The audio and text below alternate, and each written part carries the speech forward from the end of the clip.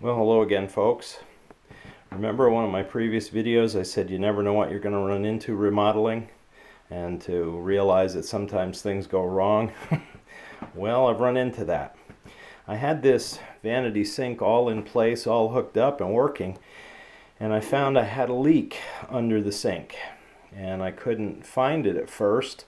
I checked all the drain connections, I checked the supply line connections, everything was tight, there were no leaks there. And then I finally realized what was causing it. If you look right there on the very bottom of that drain hole, you can see it's out of round a little bit. There was a slight chip in there, and it became a little bit larger when I put the tailpiece in.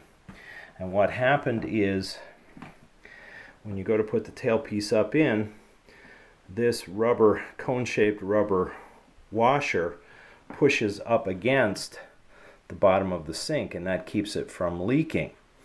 But unfortunately, it was just out of round enough with that chip that this rubber washer won't seal tight. And so when you run water down the sink, you get a little bit that trickles out the bottom. So I've made do with it for a little while till I could get something to repair it with. I put a small pan underneath there just to catch the little bit that dripped out.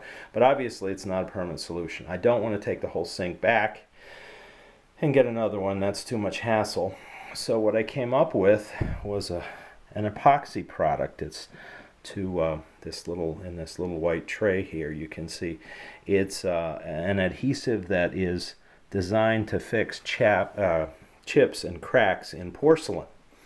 And I'm in the process right now trying to do a repair with that. If I can get that void, that little chipped area out, filled in enough that the rubber washer will seal, then my problem's solved permanently. Now the only issue is this epoxy is a multi-stage, kind of a complicated product. It's the first time I've ever used it. I've already put one application in. Maybe you can see it there, a little bit of the white. You're supposed to put in thin coats and then let it dry for 2 hours, and then put another coat in, let it dry for 2 hours, put another coat in, etc. In between, you have to stick this little tray, in the freezer, because the epoxy will harden too quickly if you don't. You've got an 8-hour window if you put it in the freezer in between coats, according to the instructions.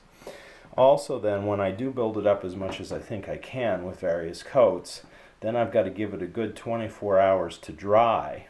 So that means this sink will be out of commission at least until sometime tomorrow. I don't know how well this is going to work. First time I've ever tried this, so stay tuned. But this was suggested to me by someone who works with this kind of stuff, so we'll see how it works. But this is just one of those little annoying things you run into when you're doing remodeling. It can happen with a new sink, it can happen with an older sink. This is the first time it's ever happened to me with all the sinks I've put in over the years, but this hopefully will be an easier fix than trying to take the sink back to the store and try to get a new one and so on, start from scratch. So especially with this style and the narrow vanity, I can't just get any sink. It's got to be this one that fits this vanity, or else I have to get both a new vanity and a new sink, and I don't want to do that. So here's where we are with that, and we'll let you know how it turns out. Thanks for watching.